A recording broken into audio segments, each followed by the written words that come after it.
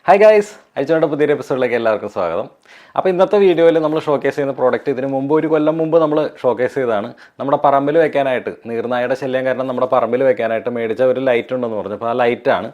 അപ്പം ഇന്നത്തെ വീഡിയോയിൽ നമ്മൾ ചെയ്യാൻ പോകുന്നത് എന്താണെന്ന് വെച്ച് കഴിഞ്ഞാൽ ഇത്രയും നാൾ ഇത് മഴയത്തും വെയിലത്തും ഒക്കെ ഇരുന്നിട്ട് ഈ ലൈറ്റിൻ്റെ അവസ്ഥ എന്തായെന്നുള്ളത് നിങ്ങളെ കാണിച്ചു തരാം. പ്ലസ് ഇതിൻ്റെ അകത്ത് ഞാൻ കണ്ട കുറേ ബുദ്ധിമുട്ടും കാര്യങ്ങളും ഒക്കെ മനസ്സിലാക്കി തരിക. ഇനി ഇതെങ്ങനെ നമുക്ക് ഈ പ്രോഡക്റ്റിനെ ഇത്രയും കൂടെ നല്ല രീതിയിൽ എൻഹാൻസ് ചെയ്ത് കുറച്ച് നാളുകൾ നമുക്ക് ഉപയോഗിക്കാൻ പറ്റും എന്നുള്ളത് നമുക്കിന്ന് ഈ വീഡിയോയിൽ നോക്കാം. ഇതാണ് നമ്മുടെ ലൈറ്റിൻ്റെ അവസ്ഥ. ഇത് നമ്മുടെ പറമ്പിൽ ഒരു തെങ്ങുമ്മ നമ്മൾ സ്ക്രൂ ചെയ്ത് വെച്ചേക്കുമായിരുന്നു കേട്ടോ.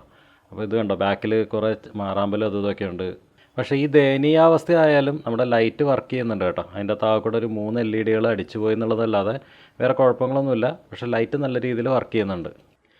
ഇതേപോലെ 3 ലൈറ്റാണ് ഞാൻ നമ്മുടെ പറമ്പിൽ ഫിറ്റ് ചെയ്തിരുന്നത്. എല്ലാം ഇതേമാതിരത്തെ അവസ്ഥയിലാണ്. ഒരു ലൈറ്റ് മാത്രം അതിൻ്റെ അകത്ത് പറമ്പിൽ തീയിട്ടപ്പോഴത്തേക്കും കത്തിപ്പോയായിരുന്നു കേട്ടോ. രണ്ടാമത്തെ ലൈറ്റും സെയിം അവസ്ഥ തന്നെയാണ്. ബാക്കിൽ കംപ്ലീറ്റ് മാറാമ്പലും കാര്യങ്ങളൊക്കെയാണ്. LED കണ്ടോ, അത്യാവശ്യം പൊടിയും ഇതൊക്കെ പിടിച്ച് തന്നെ ഇരിക്കുന്നത്. ഇതിൻ്റെയും 3 LED അടിച്ചു പോയതായിട്ട് നിങ്ങൾക്ക് കാണാം. 3 LED ഇതിൻ്റെ അകത്തും അടിച്ചു പോയിട്ടുണ്ട്. ഈ 3 ഒരു പാറ്റേൺ ആയിട്ടാണ് എനിക്ക് തോന്നുന്നത് കേട്ടോ.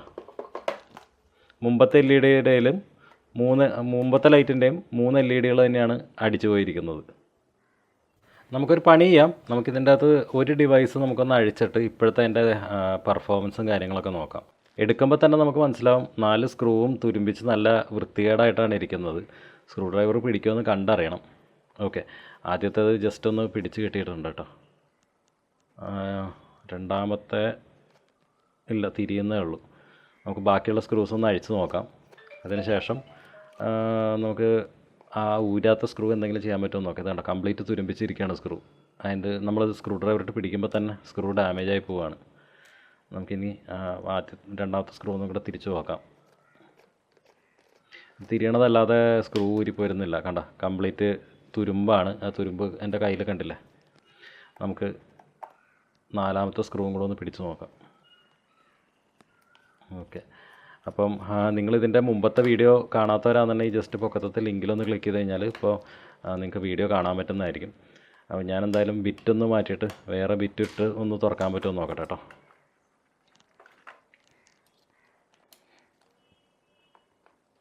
ഇച്ചിരിയും കൂടെ വലിയ ബിറ്റ് ഇട്ടിട്ടുണ്ട്. വലിയ ബിറ്റ് ഇട്ടപ്പോഴത്തേക്കും ഓക്കെ, സ്ക്രൂ നല്ല രീതിക്ക് അഴിഞ്ഞു പോന്നിട്ടുണ്ട്. അപ്പം നമുക്ക് വലിയ പ്രശ്നങ്ങൾ ഉണ്ടാക്കിയിട്ടില്ല. ഉണ്ടോ, അതിൻ്റെ ഹോള് വലുതായിപ്പോയി എന്നല്ലാതെ വേറെ വെട്ടൊന്നും പോയിട്ടില്ല. നമുക്കിനി ഒന്ന് ജസ്റ്റ് ലാമ്പ് ഒന്ന് അഴിച്ച് നോക്കാം, എന്താ പ്രശ്നങ്ങളെന്നൊന്ന് നോക്കാം. ഓക്കെ, നമ്മുടെ ബാറ്ററി ഊരി പോന്നിട്ടുണ്ട്, സ്ലോട്ടിൽ നിന്ന് ഊരി പോന്നിട്ടുണ്ട്. പിന്നെ വരുന്നത് അത്യാവശ്യം നല്ല രീതിയിലുള്ള മാറാമ്പലും കാര്യങ്ങളൊക്കെ അതിൻ്റെ അകത്ത് കാണുന്നുണ്ട്. സർക്യൂട്ട് ബോർഡിനൊന്നും പ്രത്യേകിച്ച് ഡാമേജ് വന്നതായിട്ട് തോന്നുന്നില്ല കേട്ടോ.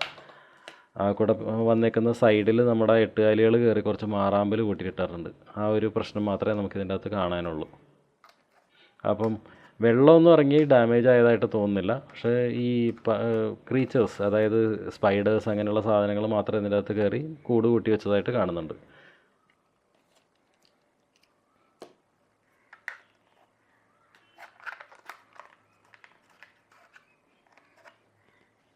ഇപ്പോൾ കണ്ട, ഇത്രയും അഴുക്ക് അതിൻ്റെ അകത്ത് ഉണ്ട്, എട്ടുകാലികളുടേത്. നമുക്ക് ഈ അവസ്ഥയിൽ ഈ ലൈറ്റ് ഒന്ന് കത്തുന്നുണ്ടോ എന്ന് നമുക്കൊന്ന് നോക്കാം.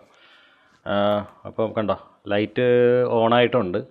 അപ്പം നിങ്ങൾ ഇതിൻ്റെ അകത്ത് ഈ LED അടിച്ചു പോയ പാറ്റേൺ ഒന്ന് ജസ്റ്റ് മനസ്സിൽ ഓർത്ത് വെച്ചേക്കുക. കാരണം ഈ ഡിവൈസിനെ ബേസ് ചെയ്തുകൊണ്ടായിരിക്കും നമ്മൾ നമ്മുടെ ബാക്കിയുള്ള പരീക്ഷണങ്ങളും കണ്ടുപിടുത്തങ്ങളും ചെയ്യാൻ പോകുന്നത്. അപ്പോൾ ഇതിൻ്റെ ബാറ്ററി എന്തായാലും വർക്ക് ചെയ്യുന്നുണ്ടെന്ന് അറിയാൻ, കാരണം നമ്മുടെ ലൈറ്റ് കത്തുന്നുണ്ടല്ലോ. എന്നാലും നമ്മുടെ ബാറ്ററി എത്ര വോൾട്ടേജിലാണ് ഇപ്പോൾ ഇരിക്കുന്നത്, ബാറ്ററി വോൾട്ടേജ് എത്രയാണെന്നുള്ളതൊന്ന് ചെക്ക് ചെയ്യണം. നല്ല സെല്ലാണെന്നുണ്ടെങ്കിൽ അതിൻ്റെ അകത്തൊരു 3.7 വോൾട്ട് കാണിക്കണം. നമുക്ക് എന്തായാലും എത്ര വോൾട്ടേജ് ഉണ്ടെന്ന് നമുക്കൊന്ന് നോക്കാം. ഓക്കെ, അപ്പോൾ ഇതിൻ്റെ അകത്ത് 3.76 വോൾട്ട് ഉണ്ട്. അപ്പോൾ അതായത് സെല്ല് ഹെൽത്തിയാണ്, നമ്മുടെ ബാറ്ററി ഹെൽത്തിയാണ്. ഇത് ഫുൾ ചാർജ് ആകുമ്പോൾ 4.2 വോൾട്ടാണ് വരേണ്ടത്. ഇപ്പോൾ ഇതിന് 3.7 വോൾട്ട് ഉണ്ട്. കഴിഞ്ഞ വീഡിയോ കാണാത്തവരെന്തായാലും തീർച്ചയായും പോയിട്ടൊന്ന് കഴിഞ്ഞ വീഡിയോ കണ്ടിട്ട് വരിക കേട്ടോ. കാരണം കഴിഞ്ഞ വീഡിയോയിൽ നമ്മളിതിനെക്കുറിച്ച് സംസാരിച്ചായിരുന്നു. ഈ ബാറ്ററിക്ക് പ്രൊട്ടക്ഷൻ സർക്യൂട്ടൊന്നും ഇല്ല എന്നുള്ളത് നമ്മൾ പറഞ്ഞിരുന്നു. അപ്പോൾ ഇപ്പോൾ നമ്മൾ നോക്കാൻ പോകുന്നത് എന്താണെന്ന് വെച്ച് കഴിഞ്ഞാൽ, നമ്മുടെ ബാറ്ററി ഫുൾ ചാർജ് ആയിക്കഴിഞ്ഞ് കഴിഞ്ഞാൽ ഈ ലൈറ്റ് അതെങ്ങനെ ഹാൻഡിൽ ചെയ്യുന്നുള്ളതാണ്. ചില വില കൂടിയ ഡിവൈസുകളിൽ നമ്മുടെ LED കുറച്ച് നേരത്തേക്ക് ഓണാക്കിയിട്ട് ബാറ്ററി ഒന്ന് ഡ്രെയിൻ ആക്കിയതിന് ശേഷം വീണ്ടും ചാർജിങ് പ്രോസസ്സ് ചെയ്യുന്നൊരു പരിപാടിയുണ്ട്. അപ്പോൾ അതുണ്ടോയെന്നാണ് നമ്മൾ നോക്കുന്നത്. അപ്പോൾ ഇതിനായിട്ട് നമ്മുടെ ബാറ്ററിയിലേക്ക് 2 ലീഡ് ചാർജ് ചെയ്യാനായിട്ട് 2 ലീഡ് സോൾഡർ ചെയ്ത് പിടിപ്പിക്കുന്നതാണ് ഇപ്പോൾ നിങ്ങൾ കണ്ടുകൊണ്ടിരിക്കുന്നത്. ഇനി നമ്മൾ ഉദ്ദേശിക്കുന്നത് എന്താണെന്ന് വെച്ച് കഴിഞ്ഞാൽ നമ്മുടെ ബാറ്ററി നമ്മുടെ ലാബ് ബെഞ്ച് പവർ സപ്ലൈ വെച്ച് ഒന്ന് ചാർജ് ചെയ്ത് ഫുൾ ചാർജ് ആക്കുമ്പോൾ നമ്മുടെ ലൈറ്റ് എന്ത് ചെയ്യുന്നു എന്നുള്ളതാണ് നമ്മൾ ടെസ്റ്റ് ചെയ്യാൻ പോകുന്നത് കേട്ടോ. ഇവിടെ ബാറ്ററി ചാർജ് ചെയ്യാൻ വെച്ചിട്ട് ഇപ്പോൾ ബാറ്ററി ഫുൾ ചാർജ് ആയിട്ടുണ്ട്. ഇപ്പോൾ 4.2 വോൾട്ട് നമ്മുടെ ബാറ്ററിയുടെ വോൾട്ടേജ് കാണിക്കുന്നുണ്ട്. നമ്മൾ ലാബ് ബെഞ്ച് പവർ സപ്ലൈ വെച്ച് ചാർജ് ചെയ്യാൻ കാരണം ഇതാണ്, ഈ ലൈറ്റിന് ഫുൾ ചാർജ് ആയ ബാറ്ററി എങ്ങനെ ഹാൻഡിൽ ചെയ്യും എന്നുള്ളതാണ് അറിയേണ്ടിയിരുന്നത്. അപ്പോൾ ഒരു സിനാരിയോ പറയാവുന്നതാണ്. ഇൻ കേസ് ഇപ്പോൾ നമ്മുടെ ലൈറ്റ് ഈ സോളാർ പാനൽ വെച്ച് ബാറ്ററി ഫുൾ ചാർജ് ആയെങ്കിൽ പിന്നീട് എന്താണ് ഇത് ആക്ഷൻ എടുക്കുക എന്നുള്ളതാണ്. ചില നല്ല ബ്രാൻഡുകളിൽ എന്ത് ചെയ്യുമെന്ന് വെച്ച് കഴിഞ്ഞാൽ ഈ ലൈറ്റ് കുറച്ച് നേരം കത്തിച്ചിടും. അപ്പോൾ ബാറ്ററി ഡ്രെയിൻ ആയതിനു ശേഷം വീണ്ടും ചാർജിങ് സൈക്കിൾ ചെയ്യും. പക്ഷേ ഈ ഒരു സംഭവം ഇപ്പോൾ 4.2 വോൾട്ട് ഇവിടെ ആയിട്ടുണ്ട്, എന്നാൽ കൂടി ലൈറ്റൊന്നും കത്തുന്നില്ല. ഞാൻ കൈ വെച്ച് കഴിഞ്ഞാൽ ലൈറ്റ് കത്തും, അപ്പോൾ ഇവിടെ വോൾട്ടേജ് കുറയുന്നുണ്ടോ? അപ്പം അങ്ങനെ ഒരു സംഭവം ഇപ്പോൾ നടക്കുന്നില്ല. ഓക്കെ, തിരിച്ചു വന്നു. നമ്മുടെ ലൈറ്റ് ഓഫ് ആയി കഴിഞ്ഞപ്പോഴത്തേക്കും തിരിച്ച് നമ്മൾ ഫുൾ ചാർജ്. ഇപ്പോൾ ഇത്രയും ഫുൾ ചാർജ് ഇപ്പോൾ ഇത്ര പെട്ടെന്ന് തിരിച്ച് 4.2 വോൾട്ടിലേക്ക് വന്നത് എന്താണെന്ന് വെച്ചാൽ നമ്മുടെ ലാബ് ബെഞ്ച് പവർ സപ്ലൈ വെച്ചിട്ടാണ് നമ്മളിപ്പോൾ ബാറ്ററി പവർ ചെയ്തുകൊണ്ടിരിക്കുന്നത്. ഈ സോളാർ പാനൽ ഇപ്പോൾ വെറുതെ ഡമ്മി ആയിട്ടാണ്. ഇനി ഒരു കാര്യം കൂടെ ചെയ്ത് നോക്കാനുള്ള എന്താണെന്ന് വെച്ച് കഴിഞ്ഞാൽ നമ്മുടെ സോളാർ പാനലിന് എത്ര വോൾട്ടാണ് ഔട്ട്പുട്ട് വരുന്നതെന്നും കൂടെ അറിയണം. അപ്പോൾ അതിനായിട്ട് ചെയ്യാൻ ഇത്രേ ഉള്ളൂ. നമ്മൾ സംഭവങ്ങളെല്ലാം ഓഫ് ചെയ്യുക. അതിനുശേഷം നമ്മുടെ സോളാർ പാനലൊന്ന് ഊരിയെടുത്തിട്ട് നമുക്ക് പുറത്ത് കൊണ്ടുപോയി വെച്ച് നമുക്കൊന്ന് ടെസ്റ്റ് ചെയ്ത് നോക്കാം. എത്ര സൂര്യപ്രകാശത്തിൽ വെച്ചിട്ട് എത്ര വോൾട്ടേജ് നമ്മുടെ സോളാർ പാനൽ ഔട്ട്പുട്ട് തരുന്നുണ്ട് എന്നുള്ളത് നമുക്ക് നോക്കാം. നമ്മളിപ്പോൾ നമ്മുടെ ലൈറ്റ് ഇവിടെ വെയിലത്ത് കൊണ്ടെന്ന് വെച്ചിട്ടുണ്ട്. നമുക്ക് സോളാർ പാനലിൻ്റെ പെർഫോമൻസ് നോക്കാം. ഞാൻ മൾട്ടിമീറ്റർ എടുത്ത് വോൾട്ട് മോഡിൽ ഇട്ടിട്ടുണ്ട്. മാക്സിമം ഒരു 6 വോൾട്ടിൻ്റെ അടുത്തേ കിട്ടാൻ ചാൻസ് ഉള്ളൂ. നമുക്കൊന്ന് നോക്കാം എത്രയാവുന്നുള്ളത്. നോക്കിക്കഴിഞ്ഞ് കഴിഞ്ഞാൽ 5.38 വോൾട്ട് 5.38 വോൾട്ടിൻ്റെ അടുത്താണ് കാണിക്കുന്നത്. 3940. ഇത് നമ്മൾ സോളാർ പാനലിൻ്റെ ആംഗിൾ ഒന്ന് അഡ്ജസ്റ്റ് ചെയ്ത് കഴിഞ്ഞാൽ അതിനനുസരിച്ച് വോൾട്ടേജ് കുറച്ച് കൂടുതൽ കിട്ടും. അതേമാതിരി ഇതൊന്ന് വൃത്തിയാക്കുക എന്നുണ്ടെങ്കിൽ അതിനനുസരിച്ച് വോൾട്ടേജ് കൂടുതൽ കിട്ടും. അപ്പോൾ 5.4 വോൾട്ടാണ് ഇതിൻ്റെ മൊത്തം ഔട്ട്പുട്ട് കിട്ടുന്നത്. ജസ്റ്റ് ഇനിയൊരു കൗതുകത്തിന് ഇതൊന്ന് നമ്മുടെ ഡയറക്റ്റ് LED-യിലേക്കൊന്ന് കൊടുത്ത് നോക്കിയാലോ. ഇത് കണ്ടോ, നമ്മൾ LED ബൾബും കൂടെ നമ്മുടെ സോളാർ പാനലിലേക്ക് കണക്ട് ചെയ്ത് ഡയറക്റ്റ് കണക്ട് ചെയ്തേക്കാണ്. അപ്പോൾ LED ബൾബ് കത്തിയിട്ടുണ്ട്. അപ്പോഴത്തേക്കും നമ്മുടെ സോളാർ പാനലിൻ്റെ വോൾട്ടേജ് 2.68 വോൾട്ടിലേക്ക് 2.69 വോൾട്ടിലേക്ക് കുറഞ്ഞതായിട്ട് കാണാം. അപ്പോൾ അത്യാവശ്യം കുഴപ്പമില്ല. 100 മില്ലി ആംപിയറിൻ്റെ അടുത്ത് നമുക്ക് കറണ്ട് ഈ സോളാർ പാനലിൽ നിന്ന് കിട്ടുന്നതായിട്ട് കാണുന്നുണ്ട്. ഈ ലൈറ്റിനെ കുറിച്ച് കഴിഞ്ഞ വീഡിയോയിൽ പറയാണ്ടിരുന്നൊരു സംഭവമാണ്. നമ്മൾ LED-കളെ കുറിച്ചാണ് നമ്മൾ പറയാണ്ടിരുന്നത്. ഇതിൻ്റെ അകത്ത് LED-കൾ 20 എണ്ണം ഉണ്ടെന്ന് നമ്മൾ പറഞ്ഞിരുന്നു. പക്ഷേ അതിനെക്കുറിച്ച് കൂടുതൽ എന്താണ് ഇതിൻ്റെ കണക്ഷൻ കാര്യങ്ങളൊന്നും പറയാൻ പറ്റിയിട്ടുണ്ടായിരുന്നില്ല. വേറെ ഒന്നുമല്ല, ഈ LED ഫുള്ളായിട്ട് നമ്മുടെ ലാമ്പിൽ ഒട്ടിച്ച് വെച്ചേക്കാണ്. ഇത് പൊട്ടിച്ച് കഴിഞ്ഞ് കഴിഞ്ഞാൽ ഇതിൻ്റെ വാട്ടർ പ്രൂഫിങ് എല്ലാം പോവും. അത് മാത്രമല്ല, ഇത് പറിച്ചു കഴിഞ്ഞ് കഴിഞ്ഞാൽ പിന്നെ നമുക്ക് തിരിച്ച് വെക്കാനും പറ്റാത്തൊരവസ്ഥയാണ്. ഇത് കംപ്ലീറ്റ് ആയിട്ട് ഒട്ടിച്ച് വെച്ചിരിക്കുന്ന ഒരവസ്ഥയാണ്. അതുകൊണ്ടാണ് നമ്മൾ ഇതിനെക്കുറിച്ച് സംസാരിക്കേണ്ടിരുന്നത്. ഹവെവർ, ഇപ്പോൾ കണ്ടുപിടിച്ചത് വെച്ചിട്ട് ഈ ലൈറ്റിൻ്റെ ഏറ്റവും വലിയ മെയിൻ ഫെയിലിയർ പോയിന്റ് എന്ന് പറയുന്നത് ഈ LED ബൾബ് തന്നെയാണ്. ഞാൻ ഇപ്പോൾ നിങ്ങൾക്ക് ഇവിടെ നോക്കിക്കഴിഞ്ഞാൽ കാണാൻ പറ്റും. 4.19 വോൾട്ട് നമ്മൾ നമ്മുടെ ലാബ് ബെഞ്ച് പവർ സപ്ലൈയിൽ സെറ്റ് ചെയ്ത് വെച്ചിട്ടുണ്ട്. നോക്കിക്കഴിഞ്ഞ് കഴിഞ്ഞാൽ 982 മില്ലി ആംപിയർ, അതായത് ഓൾമോസ്റ്റ് 1 ആംപിയറിൻ്റെ അടുത്താണ് എടുത്തിരിക്കുന്നത്. അപ്പോൾ ഇതിൻ്റെ അകത്ത് നോക്കുകയാണെന്നുണ്ടെങ്കിൽ ഇതിൻ്റെ അകത്ത് 3 LED-കൾ അടിച്ചു പോയതായിട്ട് നിങ്ങൾക്ക് കാണാം. ഇച്ചിരി കൂടെ അടുത്തേക്ക് വരികയാണെന്നുണ്ടെങ്കിൽ നിങ്ങൾക്ക് കാണാൻ പറ്റും. കണ്ടോ, ഇതിൻ്റെ അകത്ത് 3 LED-കൾ കത്തുന്നില്ല. ബാക്കി LED-കളൊക്കെ വർക്ക് ചെയ്യുന്നുണ്ട്. അപ്പം ഓൾമോസ്റ്റ് ഒരു 1 ആംപിയറിൻ്റെ അടുത്ത് ഇപ്പോൾ എടുക്കുന്നുണ്ട്. കണ്ടോ, നമ്മുടെ സോളാർ ലൈറ്റിൽ വന്നിരിക്കുന്ന LED 3020 എന്ന് പറയുന്ന SMD LEDs ആണ് സീരീസ് വന്നിരിക്കുന്നത്. അപ്പോൾ ഇതിൻ്റെ ഡാറ്റ ഷീറ്റ് നമുക്ക് നോക്കാം. നമ്മുടെ കയ്യിൽ നമ്മുടെ ഇപ്പോൾ ഇരിക്കുന്ന വൈറ്റ് കളർ LED ആണ്. അപ്പം നമുക്കിതിൻ്റെ ഡാറ്റ ഷീറ്റ് ഒന്ന് നോക്കാം. ഡാറ്റ ഷീറ്റിൽ നമ്മൾ എടുക്കുന്ന സ്പെസിഫിക്കേഷൻ, ടോയോ LED-യുടെ സ്പെസിഫിക്കേഷനിൽ ഏറ്റവും ആദ്യം നമ്മൾ ആബ്സല്യൂട്ട് മാക്സിമം റേറ്റിംഗ് എന്ന് പറഞ്ഞ സംഭവം, ഇതിൻ്റെ അകത്ത് ടെമ്പറേച്ചർ 25 ഡിഗ്രീസ് ആണ്. നമ്മുടെ നാട്ടിൽ ടെമ്പറേച്ചർ ഒരിക്കലും 25 ഡിഗ്രീസ് വരില്ല. രാത്രിയായാലും ഇത്ര തന്നെ വരും തോന്നണില്ല. എന്നാൽ കൂടി നമുക്കൊന്ന് നോക്കാം. ആബ്സല്യൂട്ട് മാക്സിമം റേറ്റിംഗ് 25 ഡിഗ്രി സെൽഷ്യസിൽ കണ്ടിന്യൂസ് ഫോർവേഡ് കറണ്ട് വരുന്നത് 30 മില്ലി ആംപിയർ ആണ്. 30 മില്ലി ആംപിയർ. അതേമാതിരി തന്നെ പൾസായിട്ട് വേണമെങ്കിൽ നമുക്ക് 100 മില്ലി ആംപിയർ വരെ കൊടുക്കാം. പിന്നെ നമ്മൾ നോക്കുന്നത് ഇലക്ട്രിക്കൽ ക്യാരക്ടറിസ്റ്റിക്സ് ആണ്, അല്ലെങ്കിൽ ഒപ്റ്റിക്കൽ ക്യാരക്ടറിസ്റ്റിക്സ് ആണ്. നമുക്ക് ലൂമിനോസിറ്റി നമുക്കിപ്പോൾ അളക്കാനായിട്ട് വേറെ മാർഗ്ഗമൊന്നുമില്ല.